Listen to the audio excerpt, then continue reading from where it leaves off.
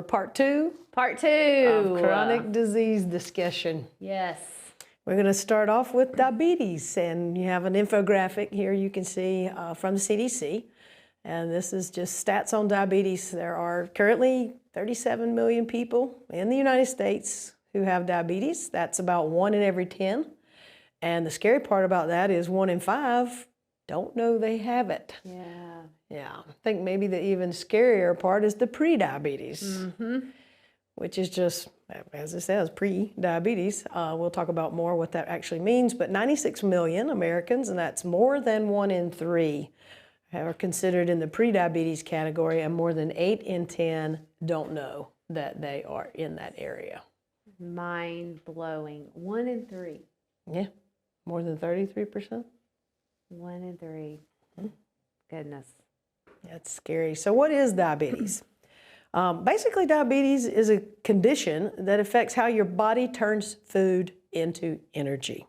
So when we eat, our body is breaking the food down into the fuels that it needs, and the main fuel that our body needs is glucose, or we like to call it sugar. And it's released into our bloodstream. And when your blood sugar goes up because you ate something, your pancreas gets a signal to create and release insulin. And insulin is like a key.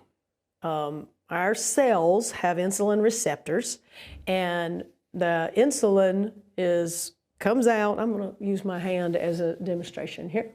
This is a cell in your body. She doesn't have her trusty chalkboard, guys. I know. That's usually how this goes down. I like to draw pictures, but I'm not going to draw a picture. I'm just going to use my fist. So let's just say here that my ring is an insulin receptor. And so insulin is produced, and it comes over and fits right into the receptor. And when it fits in there, it opens up this little, I'll just call it a hole for simplicity. It opens up a little hole where our glucose gets into our cell and fuels it. And our cell knows exactly how much it needs. And as soon as it's full, or satiated, I'll say, not full, but it has all that it needs to do what is necessary for growth and repair and all of that, it shuts down.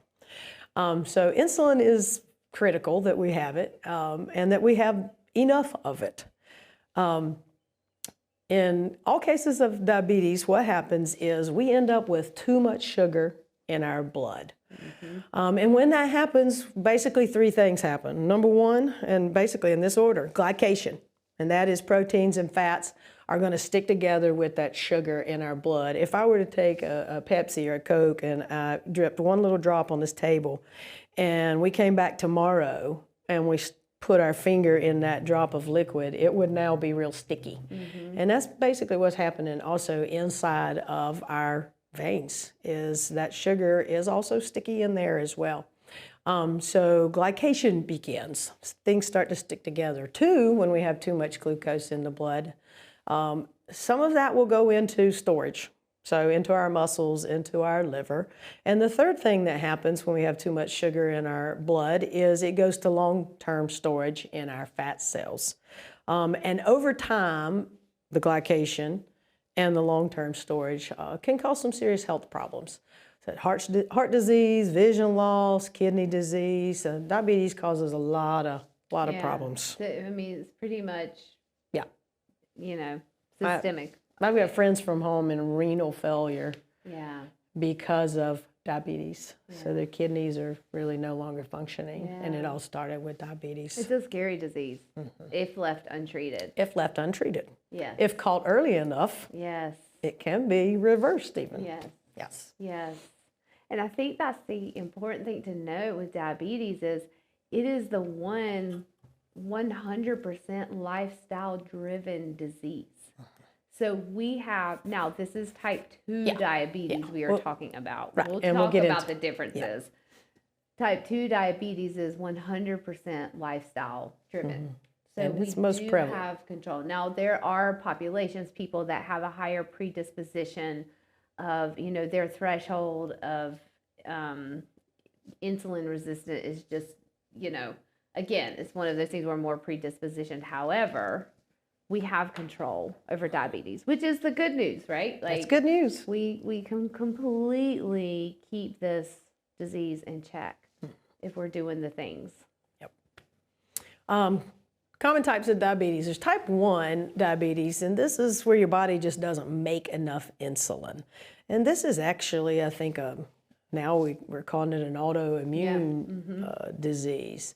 And this can develop at any age. Oftentimes people find out they have type 1 diabetes when they're young. And these folks who have this, they have to have insulin. They have to give themselves insulin or have their parents give it to them if they're children, I guess we should say. And this is only 5 to 10% in adults of the diabetes are actually type 1, and that's just over 18,000 diagnosed each year. Generally, this is youth that are being diagnosed with this, and then there's no cure, so people will deal with this for their entire lives. Yeah, if they can't make the insulin that they need, then this is going to be something that's there forever. And again, because it is a breakdown in the pancreas, it's not, it's not anything that they, for the most part, have control over. It is just this autoimmune attack on the pancreas, and so it's just not able to do its job. And we all know that if we don't have the key, we can't get the glucose in, and literally every metabolic function depends on glucose. So if we don't get glucose in the cells, our body absolutely cannot function. So it is critical that, we diagnose this and have that insulin, whether it be shot, insulin pump, whatever that looks like for these type 1 diabetics. Type 2 is really where your body just can't use the insulin properly that it's making, often because of resistance and long-term overabundance of sugar and wearing out the pancreas, and our organs get tired of situations, chronic situations. But it can also develop at any age. Generally, we think of this as adult onset, and we used to call this adult onset diabetes. Most cases can be prevented if caught early enough in the prediabetes stage and changes are made. In adults, type 2 diabetes accounts for 90 to 95% of all diagnosed cases. And we are seeing many, many more youth now being diagnosed with this type 2. To the point where we even had to drop it was juvenile diabetes. Type 1 was referred to as juvenile diabetes, and now we're seeing so many juveniles with type 2 that we can't even have that designation anymore. So we are officially at just type 1 and type 2 because of the prevalence that we're now seeing in our youth with type 2 diabetes. Scary. It is scary. It's very scary. And again, we have power. We can change this. And again, it's just getting the message out.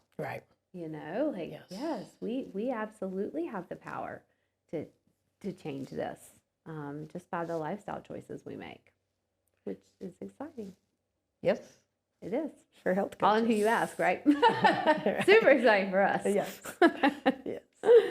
There is another type of diabetes, and that is diabetes that develops in pregnant women, gestational diabetes.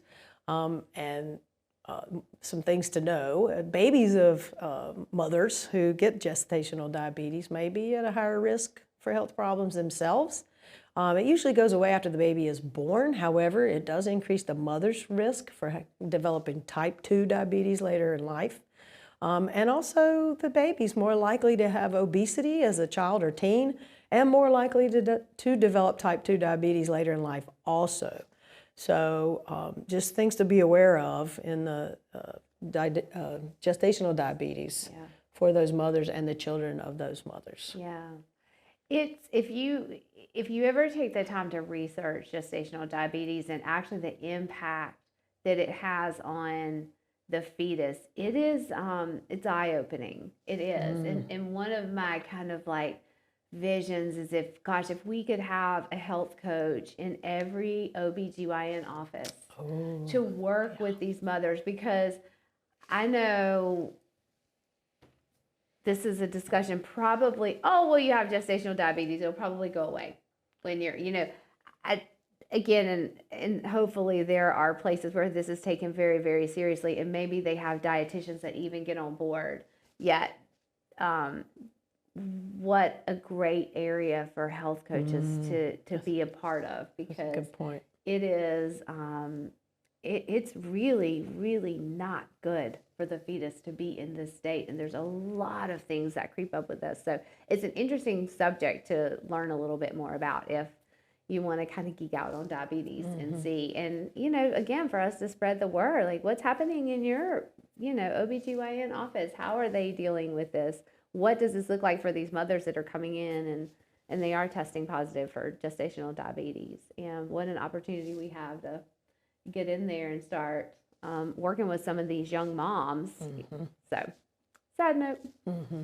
Well, some health coaches that I've talked to want to focus on, you know, parents, mothers. Yeah, and prenatal Care. care. Yes. So, A lot of topic. potential there. Yes. Risk factors, we'll go through by the types. Risk factors for type 1 is, of course, a family history, having a parent, brother, sister with type 1 diabetes.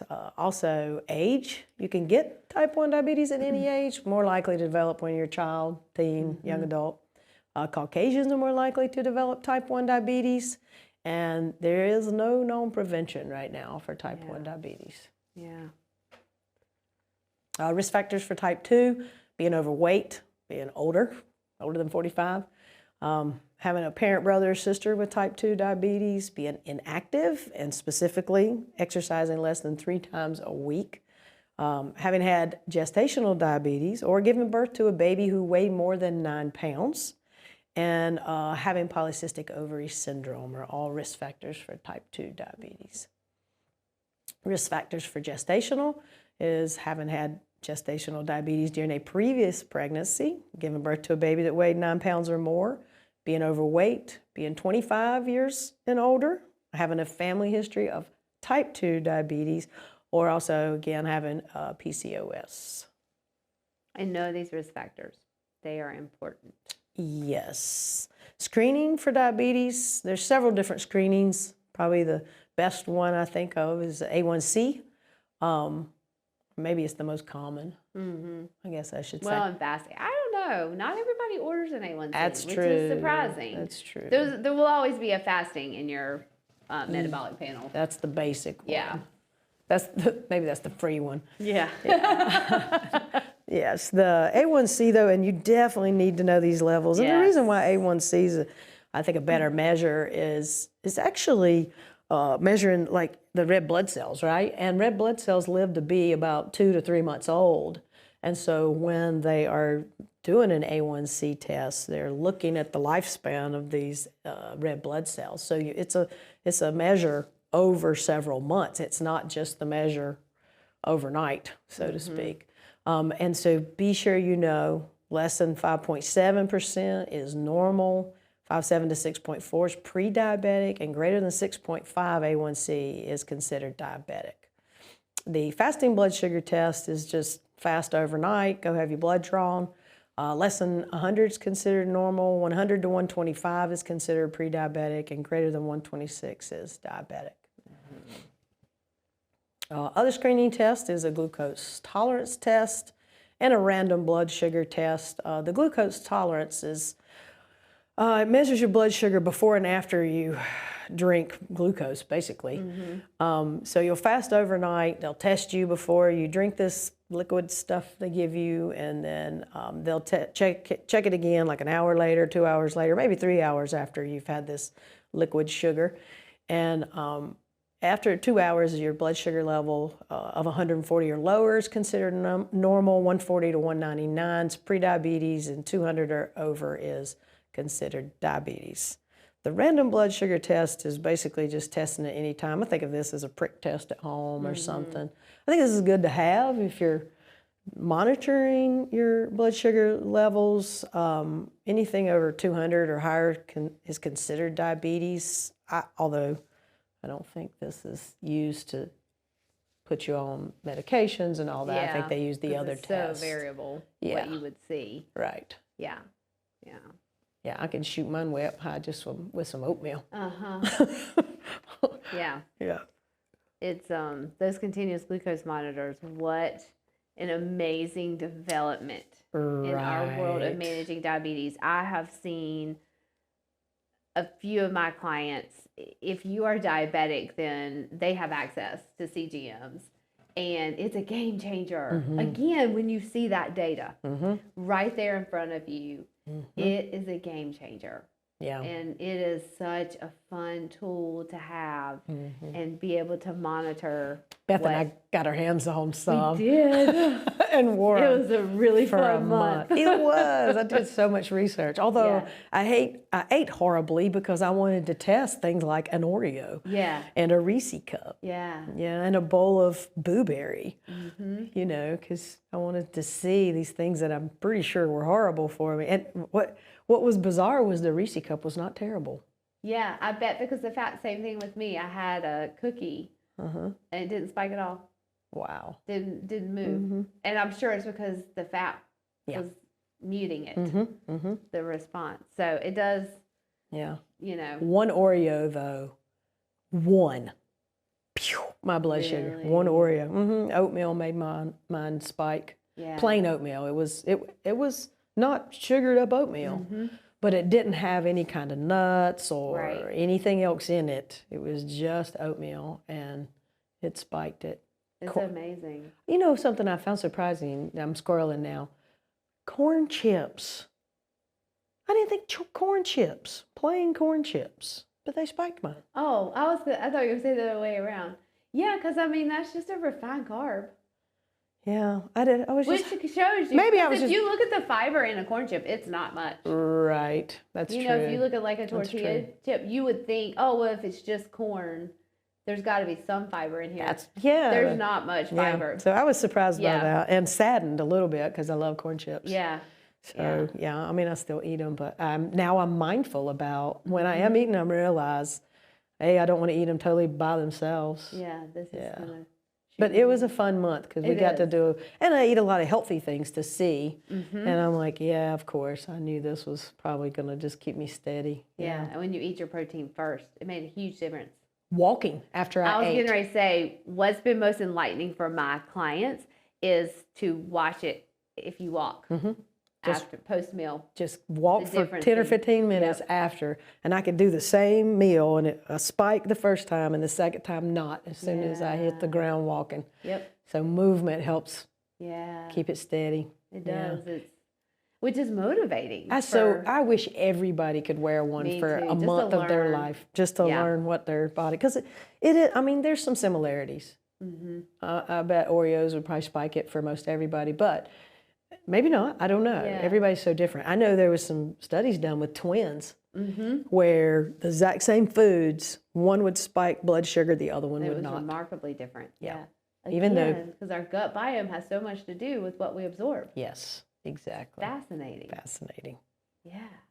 Yeah. It is. They're fun to play around with. They are fun. You know, but you do have those that are like, it's not necessarily, we're just able to manage it. So is that necessarily a bad thing that you're seeing a spike? So I can't wait to see what comes out against, you know, the levels and the, you know, they just posted versus the data of like, well, it's actually okay for you to modulate if you're coming back down into a normal level. That's just your body doing what it does versus, oh, this is a bad thing. I should never spike. Right, exactly. You know, so it's going to be fun to see what comes out of this.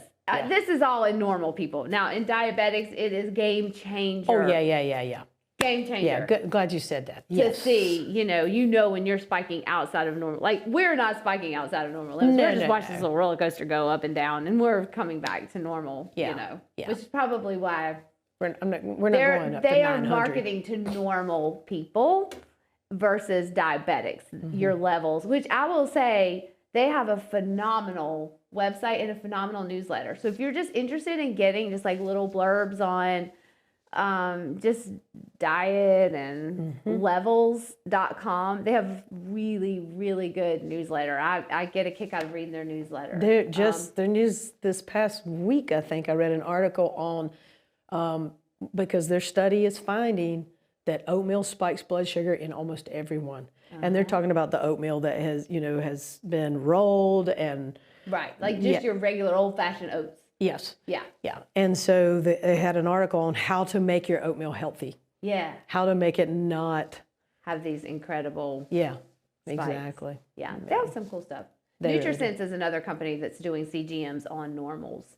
And they have some good newsletters too. Yeah. So Thank you for the commercials. yeah, I know, right? There's no affiliation, I promise. No, there is not. There is not. I wish somebody was Because giving they're us some really money. expensive. I can't even afford to pay for the full. Exactly. Like Right. it's really expensive to do it, but it's intriguing. It really Yes. is. It was fun to Yeah. wear. I had access to one for free for a month. I did not pay the levels price. I got in their beta program, remember? And rated the study. Yeah, Yep. I applied and got lucky and got picked for when they were. Before they were Yeah. a thing. Yeah, so it was pretty cool. So anyway, CGMs, they're fun. They're fun.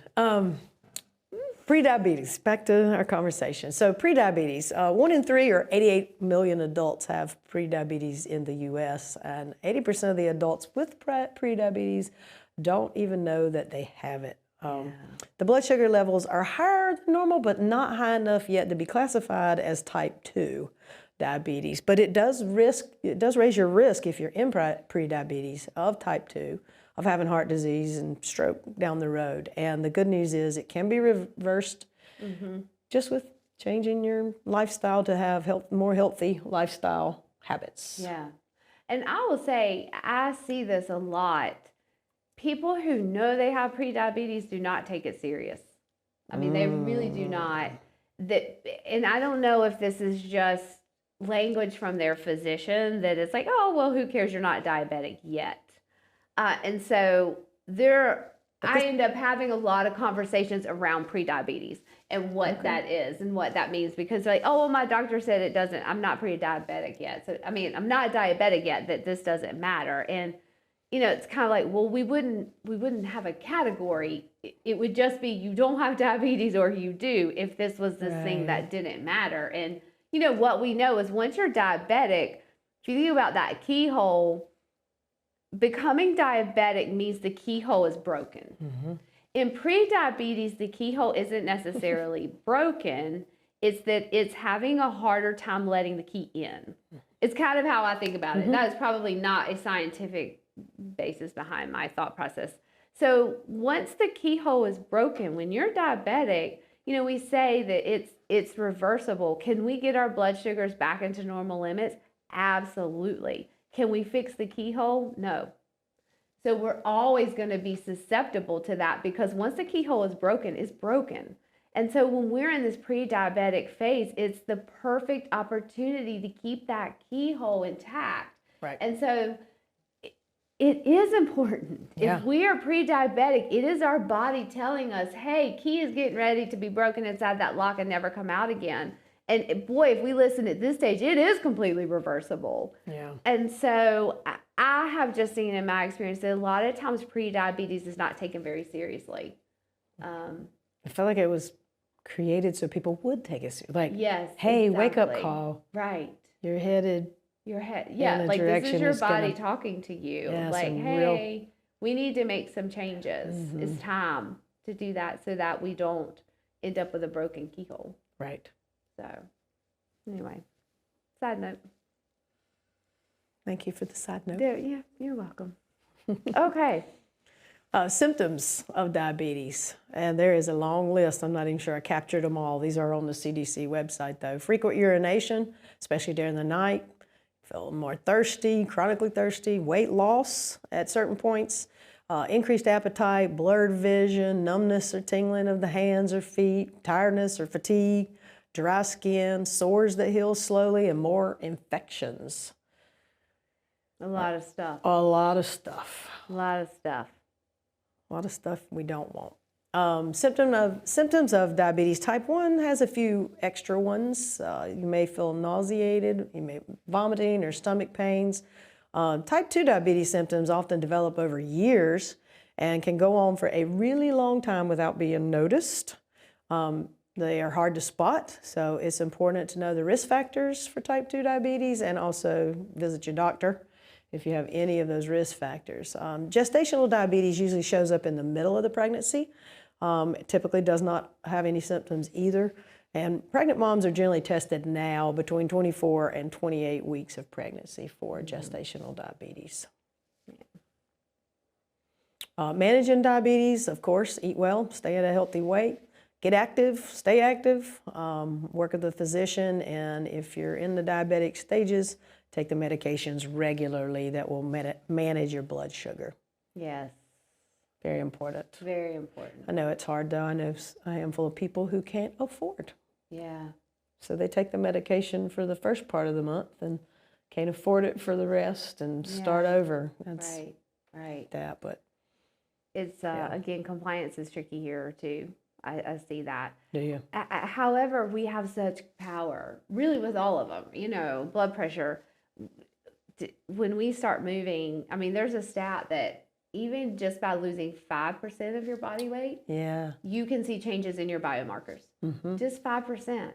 And Yes. so we feel like there's this daunting task ahead of us, yet if we can just move the needle a hair, we will start to see those numbers move. And you do. You see them move with, you know, just getting up and walking Yes. can make a big difference in moving those numbers. And so, again, I think that we can really enlighten our clients by, hey, you know, this small step approach, we got this. Yeah. We got this. And even if our clients are already in diabetes, it'll make a difference for them to eat healthier Yes. and to manage blood sugar with what and how they eat. Yeah. And the first thing you hear them say is, I can't believe how much better I feel, how much more energy. yeah. And because when we are diabetic, our body literally thinks we're starving. I mean, that's what's happening. Because we can't get the fuel inside our cells. Get the fuel. And so what our brain is telling us to do is stop moving. So we're tired all the time and eat more carbs. So we're craving all of the very things that we don't need because our brain thinks we're starving. So we're literally starving from the inside out is a consequence of what's happening when we're in this state of glucose and insulin resistance. And it's just, you know, and so then it's a vicious cycle. It is a terrible cycle. You know, there's a lot of talk of like, hey, this is not necessarily your fault. It's okay that you feel tired. Your body's literally telling you to stop moving because all it knows is that you're starving inside your cells because you don't have the energy that you need. Right. And so it's a survival strategy. Right. It is. And so just implementing these small changes, they start to feel so much better. And then the momentum really picks up. Yep. Because like, oh, wow, I kind of forgot what it felt like to have energy. Right. And want to get up and move around a little bit. So it's not a fun disease. It's terrible. Yeah, it's terrible. It is. But you do see it turn around. We have power over this A1C number. Yes. We really do. We really do. And it doesn't take much to start to see the movement. At least in what I have seen anecdotally with the people that I work with. You really can see that number move. And I feel like you get text every day from your clients saying, my A1C is below. Whatever. I just got one yesterday in class. She went from 5.7 to 5.5. So she's now no longer pre-diabetic, which is so exciting. And again, it's just the little things that we started working on. It was no major mountain moving, just moving a little bit more and just paying attention to fiber, honestly, was one of the things that, you know, we were looking at. Yeah. So anyway, it's exciting. That's the fun part of being the health coach when you get those texts. When you get those, yes. Yay, I did it, text. How exciting. Yeah. Yes, it's exciting. Okay, on to stroke. Moving on. Moving on to stroke. The stroke is basically an inadequate blood supply to the brain. And it can happen if something blocks the blood, or it can happen if a blood vessel in our brain bursts. And we'll talk about the two different types in a minute. Consequences, a stroke can lead to lasting brain damage, long-term disability, or even death, as we know.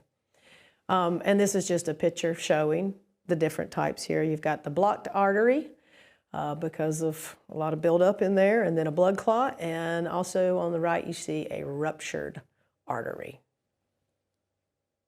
I don't know where that came from. This is CDC. Is it? Yeah. Okay. I'm pretty sure this was CDC. Yeah, probably. I think most of them came from there. Yeah. Risk factors on the medical side, a previous stroke or a TIA, as we call it. Those are what I think of as small strokes. Like mini strokes. Mini strokes. Little blurt. Yes. In yes. yeah. Exactly. High blood pressure, high cholesterol, heart disease, diabetes, and also sickle cell disease is one of the risk factors of stroke. Other risk factors, of course, unhealthy diet, physical inactivity, obesity, too much alcohol, or other risk factors. Want to go into those, or you can read about those? Yeah, you guys can read through all of those. Tobacco use, genetics, or family history. Of course, the older we are, the more likely it is. It scares me that the chance of having a stroke doubles every 10 years after age 55. Yeah. I don't like the thought of even that, but that's true. And of course, it's more common in women than men. And certain races or ethnicities, Black, Hispanics, American Indians, Alaskan Natives are also more likely to have a stroke than non-Hispanic whites or Asians. Mm-hmm. Yeah. The two types of stroke. So when a blood clot blocks the blood vessels of the brain, we call that the ischemic. That's that right? Ischemic stroke. Or hemorrhagic stroke is when a blood vessel bursts. I just think of that as a hemorrhage. Right. It's therefore the word. Right. Yeah, or even, there have been folks who have just these congenital aneurysms in the brain. And when that aneurysm ruptures, you'll see a hemorrhagic stroke. Gotcha. And you do need to know these two different types. I had a question on my exam. I can't remember. It was, of course, scenario based. But anyway, I asked then, what type of stroke is this? Right. I can't remember which one. I think mine was ischemic, was what they were asking, but. Yeah. Anyway. There's only two. You guys got this. Yeah. Those are the two types. Those are the two you need to know. Yes, exactly. So. Signs and symptoms, sudden numbness or weakness in the face, arm, leg, especially on one side of the body or the other. A person might be suddenly confused, have trouble making words, speaking, or difficulty understanding. If you're talking to them, suddenly trouble seeing in one eye or both eyes. They might be dizzy, have a loss of balance or lack of coordination, or sudden severe headache with no known cause. Yeah. Yeah. The headache you can see the headache pretty commonly with a hemorrhagic stroke. Yeah, I started to say that, but then I thought I might say that wrong. So yeah. Unfortunately, my mom's side of the family has a history of this, so we have seen this in my aunt and cousin. Oh wow. Yeah. Scary. And headache was the only symptom that they had. And you've probably seen this before. I think they even maybe teach this in school now. Oh yeah. Like during their health and yeah, the acronym FAST. If you think someone's having a stroke, act fast, as they say. Ask them to smile and see if one side of the face or other droops. Have them raise their arms if one drifts downward. If have them repeat something, a simple phrase. If their speech is slurred or seems strange, and call 911, because the quicker you can get a stroke victim in, the better chance of recovery they have. Yes, absolutely. Yes. Screening or test as a brain CT could be used to determine if the bleeding is in the brain, damage to the cells exists due to a stroke. MRI might also be used in addition or instead of a CT scan. And again, the stroke can be treated, but it has to act fast. If you get someone within 3 hours to the hospital, generally people who've had the ischemic strokes can be treated with clot-busting drugs and can actually have full recovery. I think the hemorrhagic strokes are a little harder to treat. Yeah. There are some medications and surgery and other procedures that help stop the bleeding in the brain. Anyway. Yeah, it's also very important to get treatments. Right. because there's a high risk of having a second stroke if you have a stroke. Right. So Right. definitely want to get them treated. CAD, or coronary artery disease, is our next chronic disease we'll talk about. I know, we're getting there, people. We're getting there. We might be more tired than they are. This is the most common type of heart disease in the U.S., and unfortunately, for a lot of people, the first sign of CAD is they have a heart attack. It is caused by plaque buildup in the artery walls, and that's deposits of cholesterol and other substances, maybe too much sugar, sticky stuff in there. It causes the inside of the arteries to narrow over time, and it can partially or totally block the flow of blood. Risk factors is, again, being overweight or obese, physical inactivity, unhealthy eating, tobacco use, all those same ones, or a family history of heart disease, especially for families that have heart disease very young, 50 or younger. Symptoms will be chest pain. It's the most common, or discomfort in the chest area. Again, the first symptom sometimes is a full-blown heart attack, including weakness, lightheadedness, nausea, cold sweat, might have pain or discomfort in the arms, the shoulder, the torso, a shortness in breath. Women are more likely to experience the latter symptoms than men. I know for years they talked about symptoms and all the tests had been done on men. Yeah. And women weren't really in the science of it. And so now they are using more women in the studies and in the research. So sometimes women have different symptoms. Anyway, over time, CAD can weaken the heart muscle, leading to heart failure and insufficient circulation of blood. Yeah. So ways to, I think it's, the test, that's right. ECG or EKG, those are really the same, I think. It's just depending on what country as to how you spell it. So that's one of the tests, an echo test or an exercise test or a nuclear stress test. These are the treadmill tests.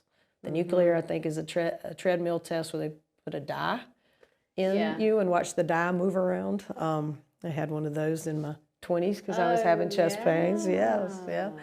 Or a heart CT scan or catheterization or angiogram are also tests they might use for CAD.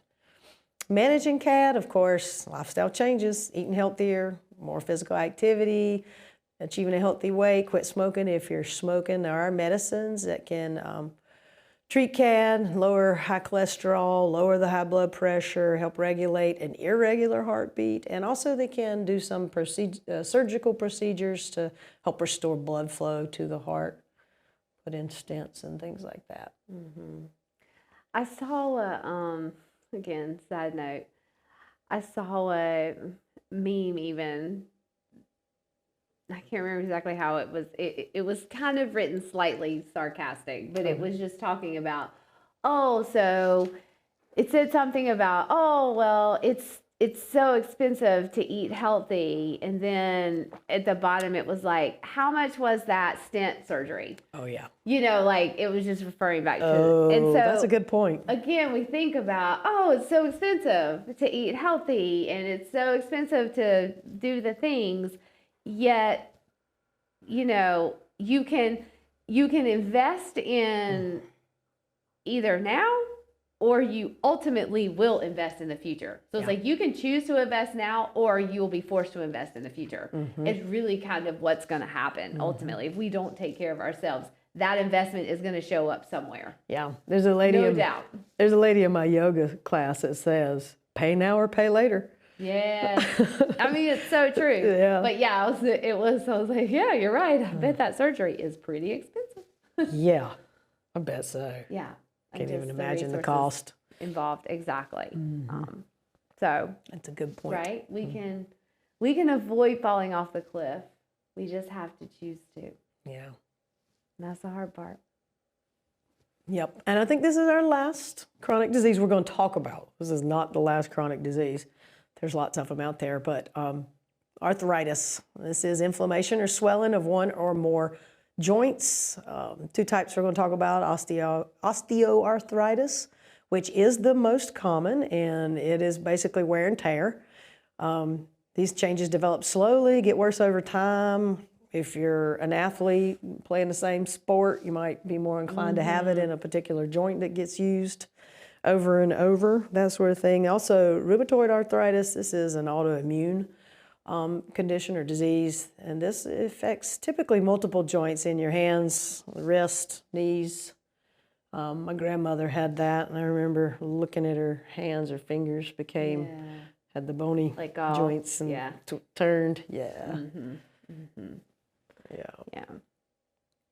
Risk factors, of course, age, particularly for the osteoarthritis. Well, I guess for both of those. Yeah. Actually, yeah. Being overweight or obese, infections, joint injuries can cause it. I have osteoarthritis in my left knee, and well, I don't know why I thought of that with an injury, but I was a catcher in softball. For all the way up into my 30s, I played, maybe 35, 37. Wow. And so I squatted with this leg under me, this one up. And sure enough, got it in that. Yeah. Occupational hazards, if you're using the same joint repetitively in a certain way.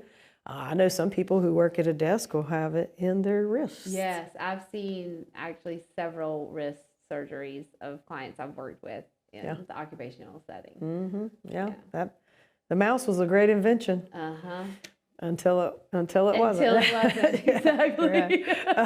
Also, smoking is a risk factor for arthritis as well. Symptoms is going to be pain, of course, in the affected areas, a decreased range of motion, stiffness, tenderness, swelling in the joints. Fatigue can be a symptom of arthritis, and also the bony outgrowth in the fingers and toes if it's the rheumatoid arthritis. Tends to see those. Tests and screening, there's x-rays, MRIs, ultrasounds, and also sometimes they do blood tests. There's some kind of markers. I can't say the name of it now. I just read it, but now it's left me. I don't know. It's left me. But anyway, so now they are doing some blood tests as well to screen for arthritis. And I think managing, again, diet, medications, some physical therapy helps. I've gone through that with my knee, and it really does help. It does. Weight loss, if that's necessary, it can help with manage arthritis. And also there is surgery as an option to manage arthritis. If they're already in there. Yeah. Just went ahead and cleaned you out. Yes. And I should add those steroid shots because I have arthritis in this shoulder, and they gave me one, and temporarily that has really helped. Yes. The pain in my shoulder.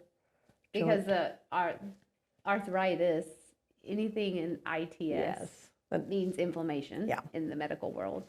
And so it's inflamed. So when you had those steroid shots, decrease that inflammation big time. Yeah. And I will say diet is huge. I don't know about you. Yes. Diet, because again, when we eat in an anti-inflammatory way, or if we eat in an inflammatory way, which is pretty much, our standard American diet, highly inflammatory. Huge difference. If I've had sugar and then I go for a run, my knees are like, wait a minute, girl. I can tell that you've had more sugar than you normally eat because it's just, you can just feel it. Yep. It's how I discovered that I had osteoarthritis in that knee. Oh, really? Was when I quit sugar. I thought my knee was I was just getting old and it's going to hurt forever. It quit hurting when I quit sugar. Wow. I was about 3 weeks in, and I realized, my knee doesn't hurt anymore. Why not? Yeah. And then it didn't hurt, and it's totally managed as long as I stay away from sugar. And I'm talking added sugar. I can eat fruits. I can eat vegetables with sugar, and also dairy. Dairy. I hate it, but if I stay away from cow's milk, particularly, it helps. Inflammation. I've noticed that too. Cow's milk is very inflammatory on my body. It's interesting because it doesn't help. Like staying away from sugar does not keep my shoulder from hurting, but it did my knee. Yeah. So even though it's arthritis in both, but the MRI I was gonna say maybe how much bone on bone. Yeah, probably that's beyond. right. The doctor said It's not. he's It's like- no longer inflammation that is creating the pressure. Right. It's just bone on bone. right. He said you've got no space in here, Yeah. and that's the problem here. Yeah. So Yeah. yeah. It's tricky. But again, it's motivating when you can make those connections, which is Yeah. when it comes back Oh, to it- that just paying attention to our bodies. It highly motivated me. I mean, I quit sodas at that Yeah. point, and I've never taken back up soda. I'll have one once in a while. Mm-hmm. At my birthday, I allow myself a cheerwine because that's my favorite. And sure enough, I'm running the next day, and I you can can tell. feel it, I yeah. can tell. I had it. Yeah, it doesn't hurt as bad as it hurt before. Mm-hmm. Like I used to couldn't even jump. This should tell you how country I am. I couldn't even jump off the back of a tailgate, and without my knee just in when you pain. land. But now I totally can. Yeah. Yeah, it's telling. It's the joys of jumping off of a The tailgate. joys of jumping off the tailgate, y'all. I mean, this is how we live in North Carolina. Yeah, I know, right? Gotta have your truck. Yes. Anyway. All right, I think that's it. Okay. Yeah, that is it for We have arrived. These are just a few resources. The CDC does have a YouTube channel. I wanted to point that out here. Lots of great videos on chronic diseases, how to manage them. A lot of resources here for clients if they ask you for resources. There's some great ones on diabetes and things to do to help clients manage conditions or prevent them even. Also, the CDC's website is here. A lot of good information there. And that last link is, I think, a video on inflammation. Specifically on inflammation. Yes. And this is a link that they, back in the day, NBHWC actually had links to all of their references. So when it would say diabetes, it would have a specific link that would take you to that page. And that's what you would need to know about diabetes. And this is just a video that they had on their study guide that just breaks down inflammation. Yeah. So it's a quick little Just watch. underlying all these chronic diseases. Yeah. So, yeah. So know your CDC stuff. And again, if y'all have any questions or if you have anything that you want to add to the discussion, because we're doing this asynchronously, bring it up. Yeah. Let us know. Bring it up in class. We can always learn from each other. So if you guys have insights, input that you feel like would be beneficial to talk about, bring to the table, by all means, do not hesitate to do that. That would be some really wonderful conversation. Yeah, so feel and free. send us an email or whatever. We can put it on an agenda for Yeah. like a future class. Yeah, absolutely. That'd be fun. Absolutely. But I'd love it if we had time to have an entire class Oh, just I talking know. about all this stuff. Yes, All this me too. nerding out. Yes, exactly. So absolutely let us know, and we'll put it on an agenda. All right. Thank All right, you. guys. That Thanks, wraps guys. up chronic diseases. Thank you.